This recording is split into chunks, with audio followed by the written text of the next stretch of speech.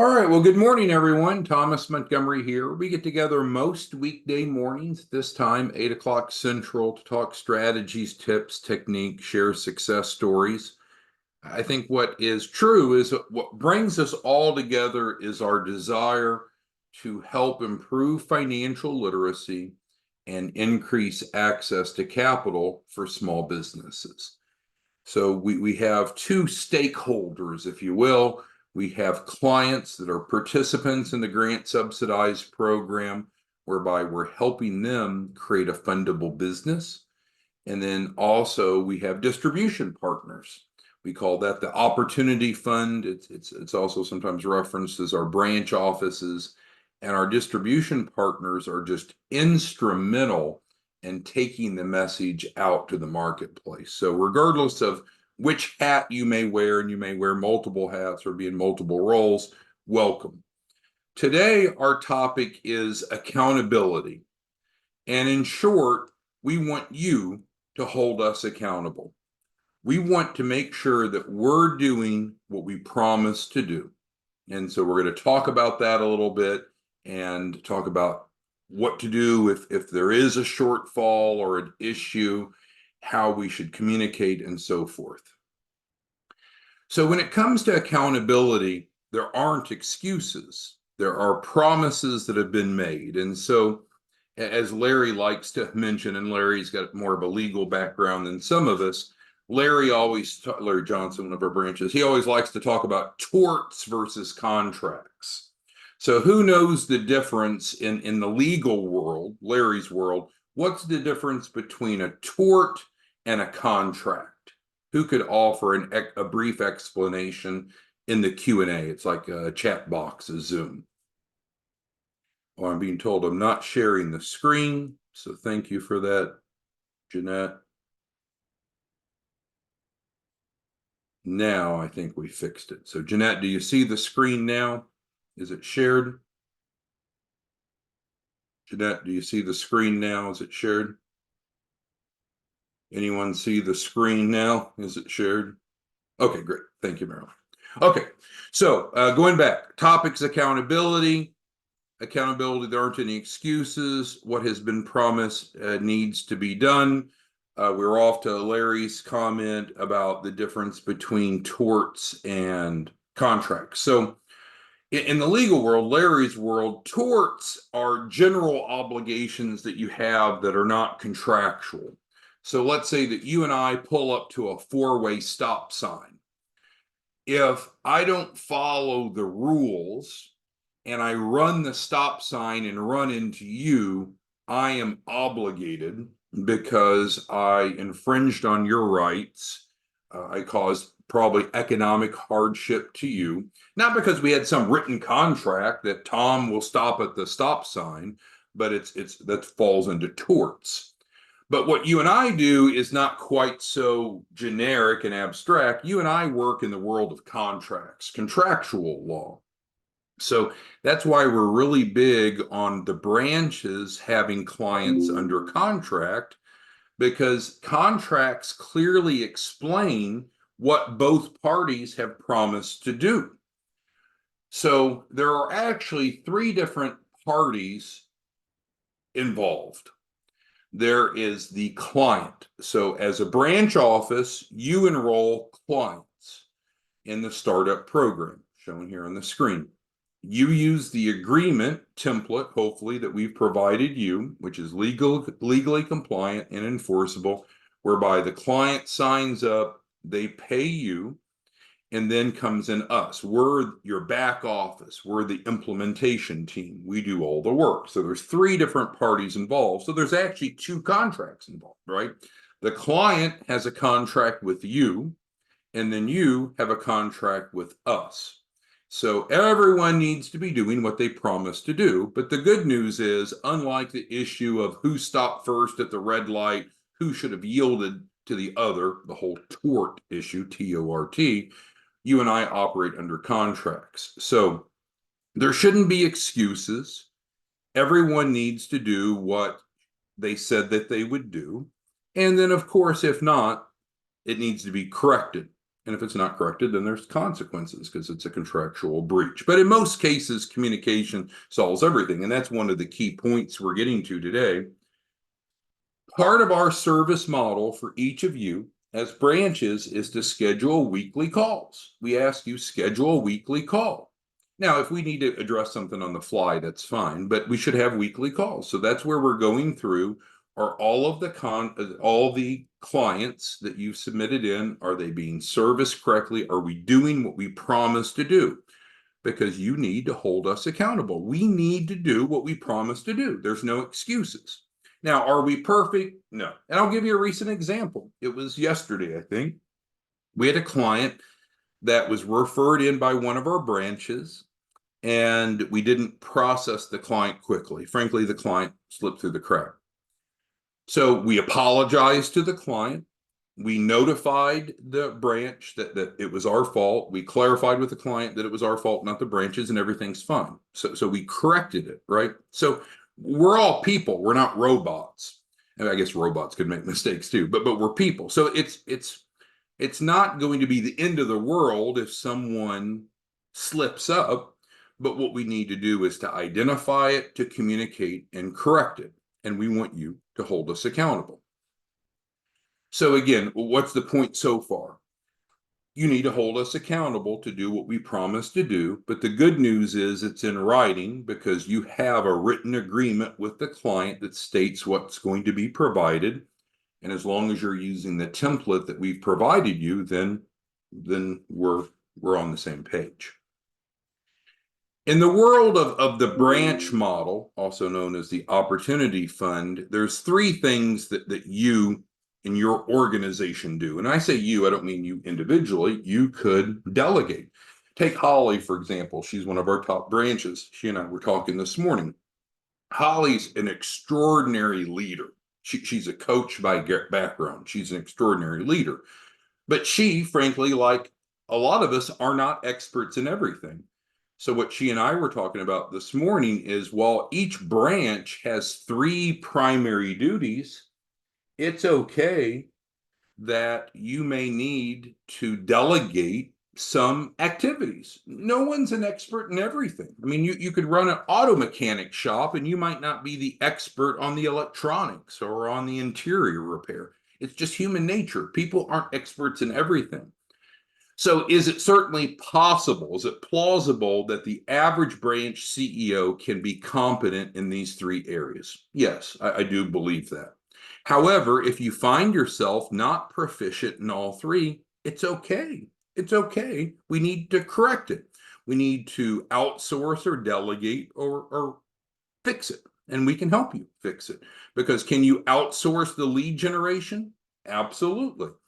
Can you outsource the education? Sure. Can you even outsource the enrollments, the closings, if you will? Sure. Can you outsource all three, for example? Take David, for example. David is buying 10 client placement programs, I believe, today. So he is very good, very talented, but busy, juggling a lot, work and home. And so it's okay to outsource any part of this, or if you want to outsource all three elements, you can outsource all three elements. So in the branch model, so there's these things that you've promised to do. Now, the truth is, if you go back to our contract between you and us, your contract doesn't really talk a lot about these three things. Frankly, because you can do this or not, you can do this or not, but ultimately there is a promise that you made to enroll clients. So let's ask for a second, Q&A. How many, after a 30-day grace period, how many clients have each of you promised to enroll per week? Not per month. I know sometimes we add it all up because there's typically 4 weeks in a month, but let's just see if we're all on the same page. Because if we're not, there's a higher probability that we're going to be inconsistent. So just curious, how many clients did you promise to generate per week? Bernard and Katori and Charles and Eric. Herman, how about yourself? How many did you promise to enroll last week, Herman? Just curious if we're on the same page. Jeanette, Karonda, some of you haven't answered. So it's two. Well, why in the world did you promise to enroll 2 clients a week after an initial 30-day grace period? Because that's a threshold we set. We don't want dabblers. There's no benefit of us spending time and energy training and supporting dabblers. Now, can it be a part-time endeavor? Absolutely. Each of your branches should generate at least $100,000 a month on a very part-time basis, doing 2 a week, 8 a month, averaging 25, 26,000 gross income. We do a 50-50 split, net you 100,000. If all that didn't make sense, go down here to module 4. It breaks it down, by the way, of the certification. Okay, so in the branch model, we have responsibilities that I need you to hold us accountable for. So we handle the implementation. The truth is, earlier in our evolution, earlier in our iteration, we delegated implementation out to our distribution partners. It often didn't go well because a lot of times the distribution partners didn't have the education, the experience, the focus, the resources, whatever, to follow through. So we've made it simpler now. The branches do not have to do implementation. We do the implementation for you. That's why there's that 50-50 split. And then we are expecting you to hold us accountable because the client needs to get what the client was promised. And what the client was promised is in the client agreement. We want you to hold us accountable. And so different of you have different approaches, but again, let's take Holly, for example. Holly is religiously relentless about scheduling our weekly one-on-ones because that's in Holly's world. She's a coach by background. In Holly's world, that's an accountability call. I think she's commonly called it that, right, Holly? Our weekly one-on-one is an accountability call. Are we doing what we promised to do for Holly's clients? If not, it needs to be corrected. Is Holly doing what she promised to do, which is to enroll at least 2 clients a week? So the design of the weekly one-on-one wasn't meant to be, let's go down to the principal's office, but certainly in a good relationship, there's a written contract that states what everyone's roles are, and everyone needs to do what they promised to do. And if not, it needs to be fixed because it's okay. People aren't perfect. Holly didn't hit 2 last week, not the end of the world. So Holly, what do we need to do different, right? Holly, what can we do for each of you? What can we do if you did not enroll 2 clients last week? What can we do better? Because we need to train and support you. That's what we promised to do. So there are 2 important points that hopefully we'll take away from today. The first is you need to hold us accountable to do what we promised to do for each client. And that's again in writing, right? So the deliverables are clearly written in the template agreement that we provided you in your onboarding packet that you should be using. There's a few of you that have signed up as a branch. You didn't pay your setup fee, and so you don't have full implementation. So that's a bit of a disadvantage. But one of the things that we've done to be extraordinarily flexible is if someone wants to be a branch office, but they don't have the $499, $99, $500 to become for the setup fee, which it cost us to do the training and onboarding and setup, then we say, fine, don't pay out of pocket. Just let's hurry up and bring a client in. The client pays you and you generate revenue, and then you can pay us. So that is an option. In some cases, we have branches that sign up, they don't pay the setup fee, and then they don't generate a client. So then they're kind of caught in purgatory, in limbo. They don't have all the resources needed to be successful. So then we would ask them, well, go ahead and pay the setup fee so we can do those things that we promised to do for you. But we want you to hold us accountable, and that's defined as the deliverables in the client agreement. And then I humbly ask would you consider doing what you promised to do? Is that okay for us to ask you to do that? And there are a couple things that you promised to do, but one of which is to be active. The beautiful thing is, if any of you are struggling with any of these three duties, we can help you. And again, if you need, just outsource all three of them. So there's never a reason that we can't correct low performance from a branch office, because we've gone out and hired our own sales team to go generate clients for those of you that are not good at doing these things. And so again, if we can speak directly, not emotionally, I mean, if you're just not good at generating leads, we either need to fix it or we need to outsource it. If you're frankly not good at educating leads, we either need to fix it or we need to outsource it. You see the pattern, right? If you're really not good at enrolling clients, hopefully after they've been educated, then we either need to fix it or outsource it. If you're pretty shitty at all of this, or you just don't have time or whatever excuse, then let's outsource the whole thing. And we have clients that we can transfer to today that are under contract, not leads. So who has questions, comments, concerns about our topic today? Accountability. We want you to hold us accountable. But there's a right way to do it, and that's kind of what Pauline is getting to. There's a right way to hold someone accountable. So let's add Pauline's comment.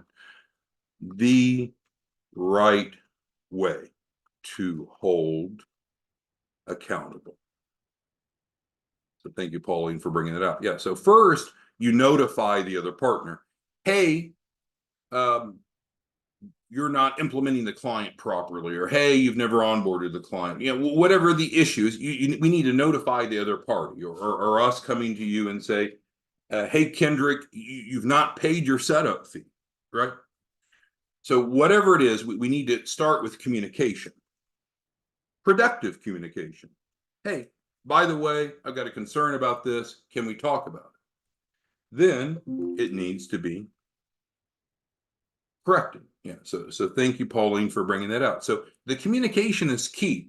Now, if something's urgent, we need to address it on the fly. But in general, here's what we see happening, and it's kind of why this topic's coming up today.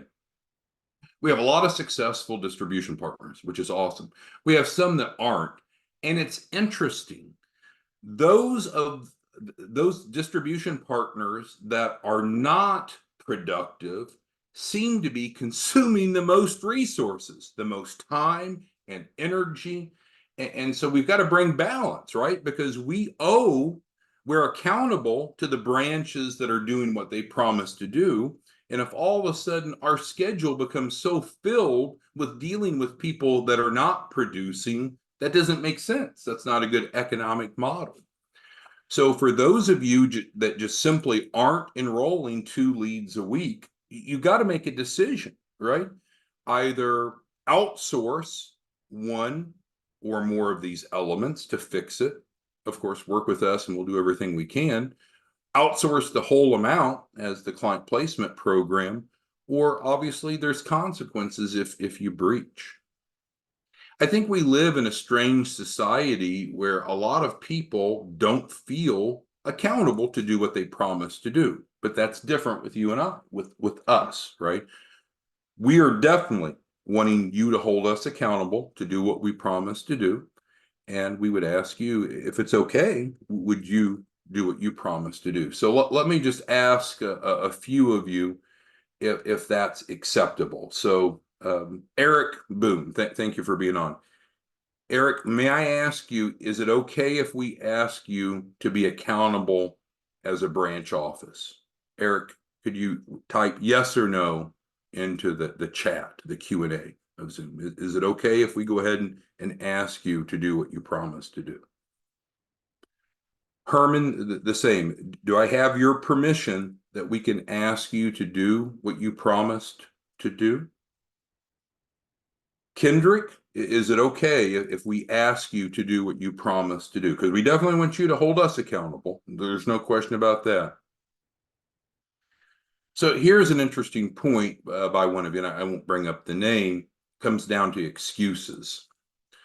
So excuses are interesting, and you've probably seen this. So what are categories of excuses? One excuse is the yeah, but.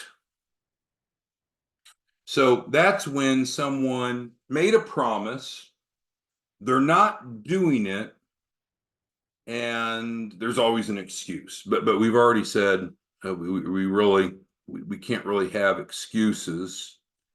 We need to do it. So if any of you are struggling to enroll 2 clients a week, it's okay. Let's do 2 things. Let's get together and figure out what we can do to improve whichever of the 3 elements isn't working well.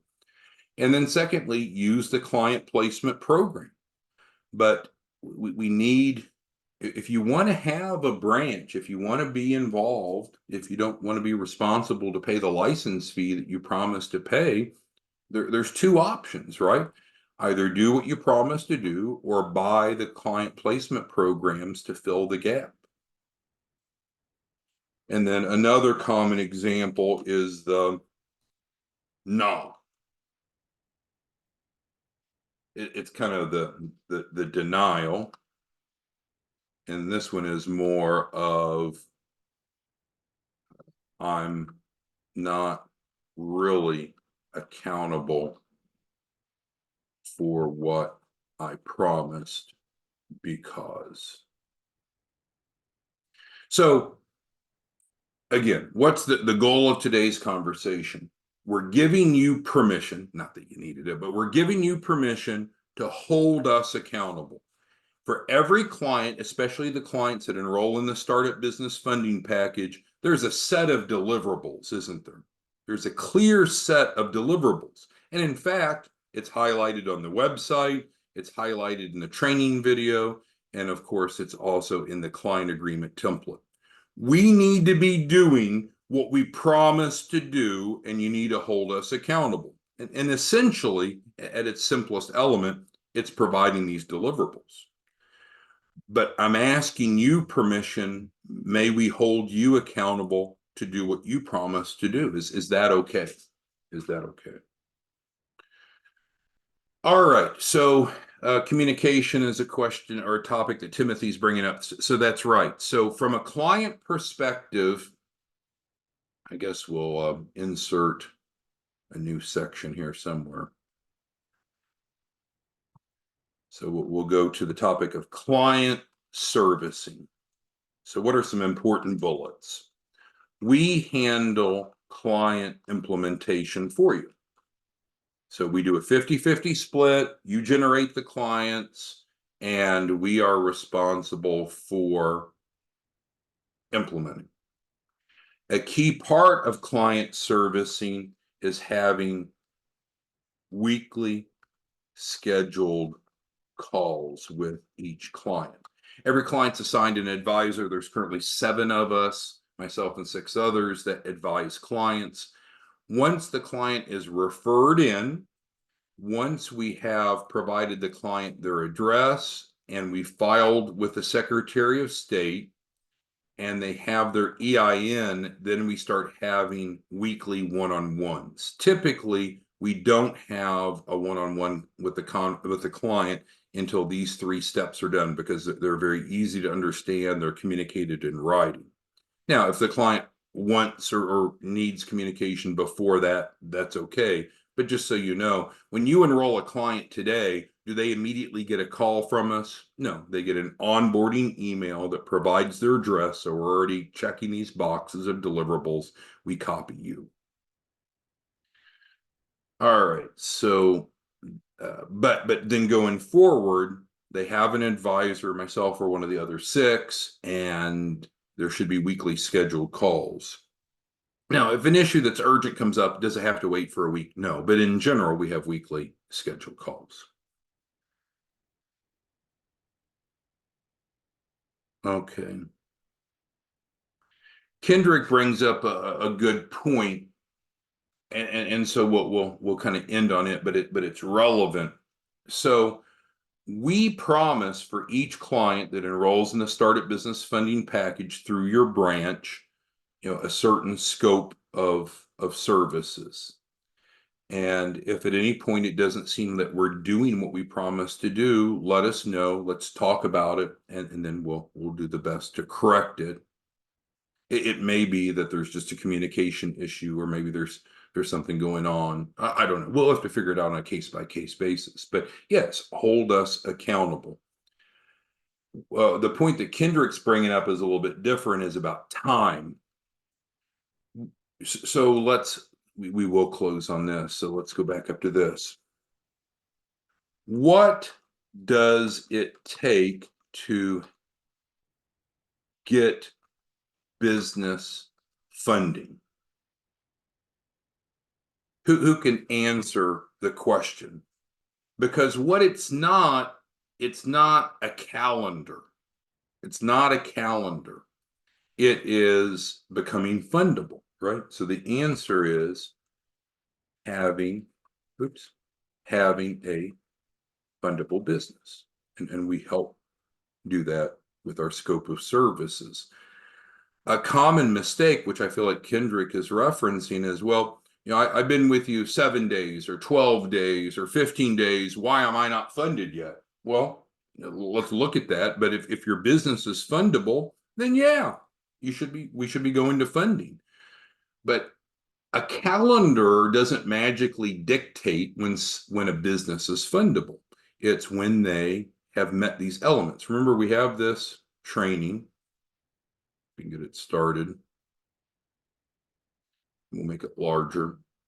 So there's 4 phases to the process. Phase 4 is when we go to funding. Now, can we do a first tranche earlier on? Sure. And I know this is blurry. Yes. But we need to have the foundation built first, the address, the entity, good standing with Secretary of State, federal government bank account. Then we need to have business credit worthiness stated here. Then we have strong financials. So if someone has a business that meets these 3 criteria, then yeah, kick us in the butt and say, why in the hell is my client not gone to funding? Because they have all 3 of these elements. Now, if they don't have these 3 of the elements, then we need to be working on it. That's what you've hired us to do, essentially, in our relationship. So yes, hold us accountable, but don't fall into the trap I feel like that Kendrick's fallen in, that somehow there's a specific calendar date. It should take us 30 to 60 days normally to go through this whole sequence. We should be able to get first round of funding very soon. But it's not calendar based, right? It's based upon being fundable. So please don't fall into the trap. While certainly our goal is to get these clients fundable in 30 to 60 days, it's not the passage of time that determines fundability. It's, do they have these 3 elements we just talked about? You see the difference? All right. So if there's anything we can do, obviously, you know how to reach us. We've got our phone number here, our email. We'll be back tomorrow morning. In closing, we're just asking you, hold us accountable. And I'm asking if we may hold each of you accountable. And that includes enrolling at least 2 clients a week after a 30-day grace period. There's not excuses of, oh, I'm working on this or I'm working on that. That's what that first 30 days was for. I'm glad you're working on it if that's the case. But if you don't use client placement programs after that 30-day grace period, then you're in default. So we're giving a way to correct it that is should be profitable for you. But just some of our partners have this excuse mindset of, I don't really want to be accountable. I want you all to do what you said you were going to do, but no, I as a branch, I'm not going to be accountable. It doesn't work that way. So we are asking you to hold us accountable, and with your permission, we're going to hold you accountable. All right, let us know what we can do, anything that we can do to help you be better at generating leads, educating leads, enrolling leads. If you want to outsource any of it or all of it, let us know. We can help you. We're here, phone number, email. Have a great day. We'll see you back tomorrow morning. Bye.